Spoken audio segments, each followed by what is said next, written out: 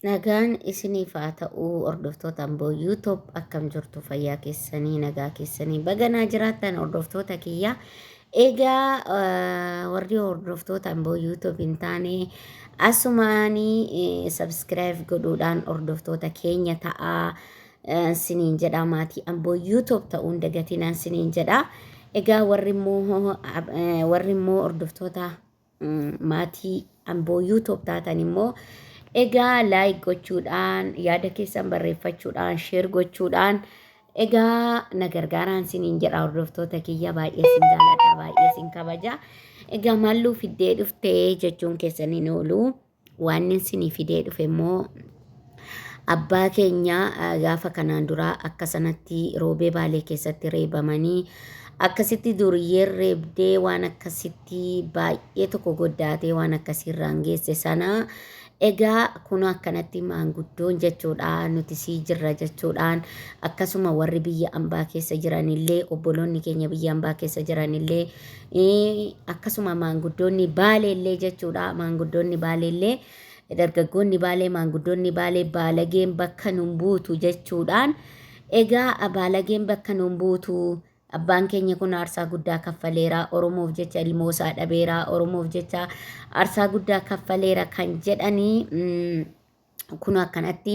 abbaa keenya kanallee uwwisallee itti uwwisanii akkanatti marsanii jechuudha abbaa keenya kana maanguddoon kun gammachiisanii akkasuma ijoolleen biyya ambaa jiranis namni 5,000 kaasee namni jaarsa kana hin galchine namni abbaa keenya kana hin galchine hin jiru jechuudha abbaan keenya kana gammachiisaniiru abbaa keenya kanaaf sirritti jechuudha gargaarsa isaanii bira dhaabataa jiru ilmi isaaniillee akkasuma daangaa Somaalee gubbaarratti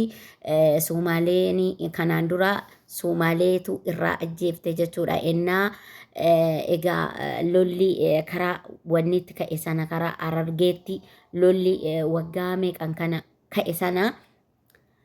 egaa achitti irraa du'ee ture ilmi isaaniillee achitti irraa wareegamee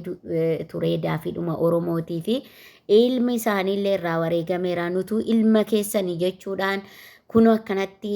bira dhaabatanii akkanatti jechuudha maanguddoon kun abbaa keenya kana hedduu gammachiisan jechuudha hordoftoota kiyya hedduu tokko natti tole hedduu tokkoon gammade abbaan kun gammaduu isaaniitiif abbaan kun bakka abbaan kun hedduu gammaduu isaaniitiif dhugaa akka kootti maaliif jennaani abbaa baay'ee jaaladhu baay'ee kabaju waanan qabuu fi hedduu tokkoon boo'ee jechuudha hedduun boo'ee dhugaa rabbii jilbi koo na urgufamte jechuudha boo'icha guddina jechuudha hedduun boo'ee hedduu natti dhaga'ame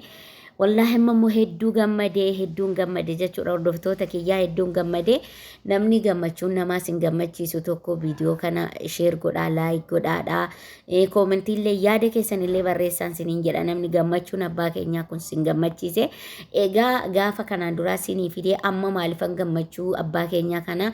isiniin finne jedheetan sinii fide jechuudha hordoftoota Amboo YouTube kanaaf jedheen isinii fidee gammachuu abbaa keenyaa kana akkuma gaaf sana waliin gaddine akkuma viidiyoo isaanii irratti ani baasee hedduu tokkoon gadde jechuudha hedduun gaddee akkasuma immoo gammachuu abbaa keenyaa kanallee maalifan siniin finne maalifan siniin qoonne ani gammadeera laaleeti isinis akka gammaddan jedheetani egaa sooshaal miidiyaa hundarratti biyya keessatti illee namni 1,000 kaasee abbaa keenya kana hin galchine jiru jechuudha maallaqallee galchaa jiru gargaaraa jiru abbaan keenya kun egaa oromoof jedhee jiraate malee akka qabeenyallee hin qabne akka duniyaallee hin qabne dubbatanii jiranii egaa abbaan keenya kana immoo oromoon akkatti bira dhaabatanii gammachiisuun hedduu na gammachiise oromoo koo bagansinirraa dhaladhe siniin jedha bagansinirraa dhaladhe gammadeera dhugaa rabbii amman boo'ee amman abbaa kana rukuchaa amma abbaa kana irratti gaddee